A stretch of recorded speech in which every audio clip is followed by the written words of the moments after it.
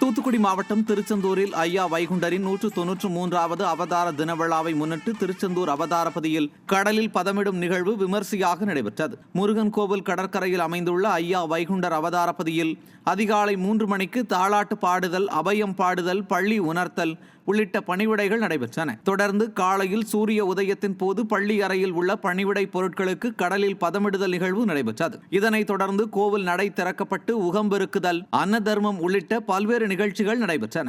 இதில் பல்லாயிரக்கணக்கான பக்தர்கள் கலந்து கொண்டு ஐயா சிவசிவ அரகர அரகர என கோஷம் எழுப்பினர்.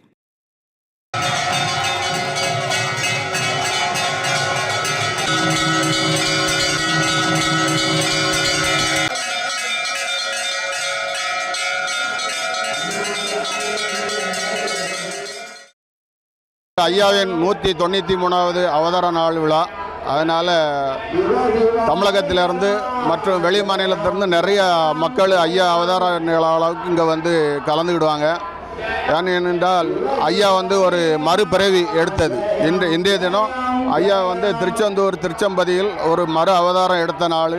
அதனால மக்கள் எல்லாருமே ஐயா அவதாரத்திற்காக பல மாநிலத்திலிருந்து வராங்க.